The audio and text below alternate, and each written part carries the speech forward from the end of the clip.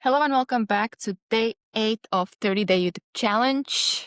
Today, I'll be talking about a challenging obstacle that I overcame in my life.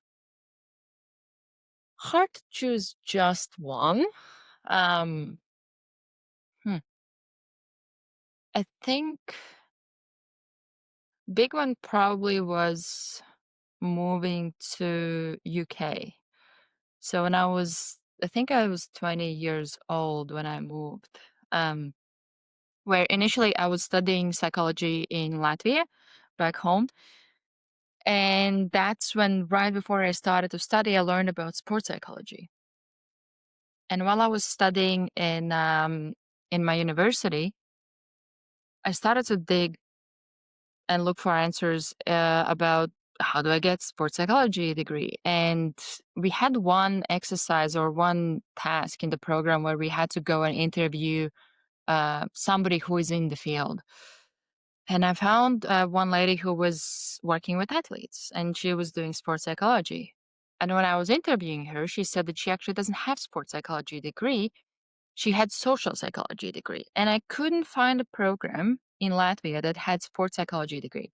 We just didn't have it. I don't know if we have it now, but those, I don't know, 7, 8 years ago, 8 years ago, maybe even closer to 9, there was no sports psychology degree. And the moment I learned about it, I just wanted to do it.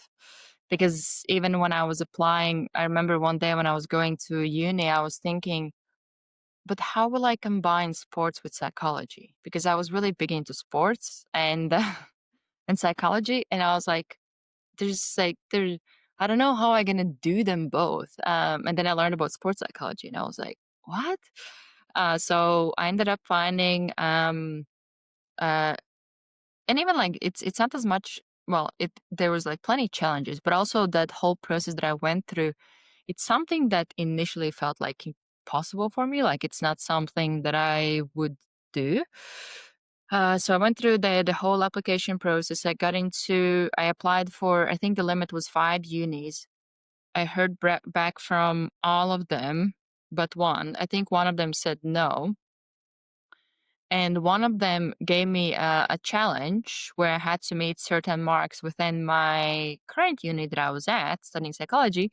And based on the results, so then they will accept me or not accept me. And of course, I love a challenge. So I decided that I'm going to go to that school. And I also did a lot of research with reaching out to people, reaching out to students, asking them what's the situation in certain like areas where the unis that I was considering were, just to get an idea how likely it will be for me to get a job, because I knew that there's no way I can just go and study. I would have to work on the side to take care of myself. So there was one school that instantly, like, even though it was a good school sports psychology wise, it was instantly a no, because the students that I would reach out, they would tell me that some of them it would take 3 months to find a job. So it was instantly a no, because the city slash town was kind of small.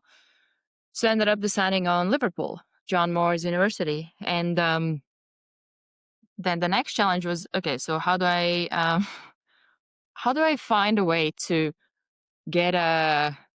There was like an issue where I had to, when I was applying to school, I had to give the address where I'm gonna live. But for me to get the address where I'm gonna live, they had to get me accepted to the school or something like that.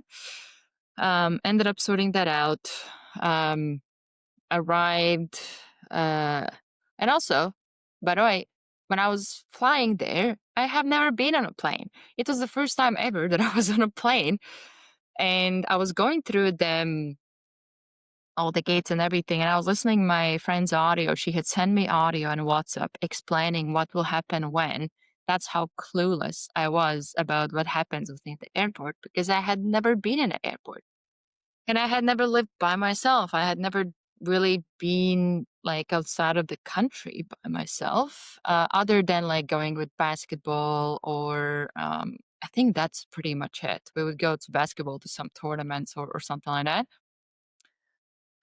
So So yeah, I arrived. I had my landlord pick me up, and he said me that I'll have to pay for his parking. That he was waiting for me, which was not the best first impression, because it was only like £5. And my landlord was living next doors, like the next room, and he said me one like when I moved in, like, "Oh, if you need anything, just knock on the wall." And I was like, "Oh my gosh, like I do not want to stay here." Um, so I actually hadn't signed the contract yet, and I ended up finding a way to quickly move to another place within like a month. I remember I was so terrified. I was so afraid. And within a month, like I moved to a new place that was better, where I didn't have the landlord next door, where I could knock on a wall to get in touch with my landlord. And um, and through that, I think that there was many challenges that came up there. There was a lot of survival mode because especially first few months, like I had worked like a good year in Latvia as a tutor while I was studying on the side. I came up with this idea to go tutor kids. So I put some ads out and I had several, I had several like parents message me or call me, and I ended up having like 5 to 7 students or like kids that I would go and teach Latvian, English, and math. And all the time I would just save up that money, and after that I bought, like, it was my biggest purchase. I bought my first like iPad, and the rest of the money I had I just kept saving for UK. And the goal was, because school would start in like September, the goal was to come to UK earlier, start working, and start saving up money so that I can take care of myself. And that failed because I couldn't get, so for me to be able to work, I had to get national insurance number, and I couldn't get it because I didn't have the letter from university that I had actually started university. So I had to wait until the university would start for me to be able to get that letter and for me to be able to open bank account and with that be able to get a job. And I arrived, I think it was towards like end of July.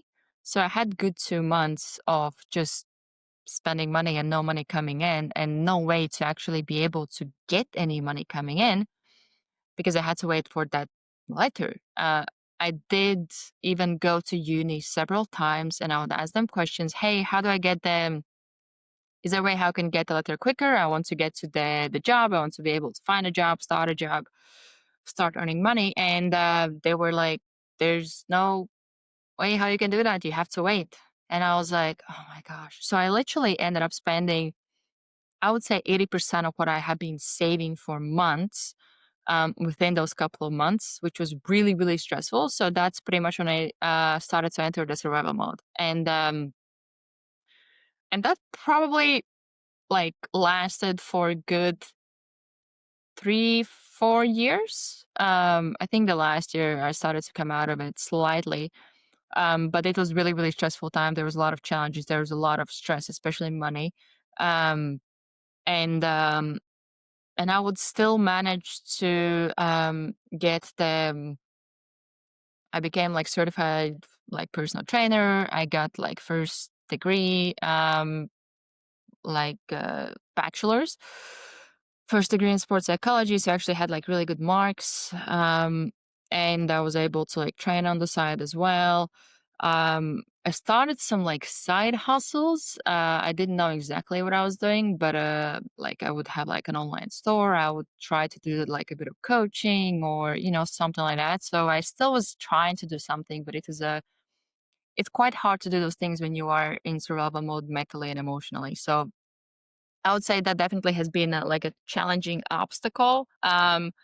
There's definitely more than one obstacle within that, but that's something that came to me as like one of the periods when there was obstacles to be overcome, and they felt much harder and much bigger because of the mental space that I was in, because I hadn't really built up like resilience, mental toughness, and all that. So it felt much harder.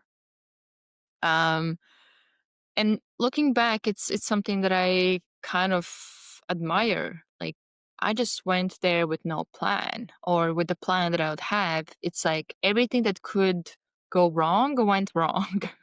And I still managed to figure out the solutions and come out of it on the other side. And I'm grateful for that experience, because going through those experiences has given me the opportunities to build the character, to build resilience, to build the toughness, and also get better perspective of like how, or like things like um being more independent, being able to rely on myself, trust myself, and all those things. They did come through those obstacles and hardships. So yeah, that's the challenging obstacle that I have overcome in my life, one of many. um, and tomorrow I'll be talking about my favorite place in nature and why it's meaningful to me. See you tomorrow.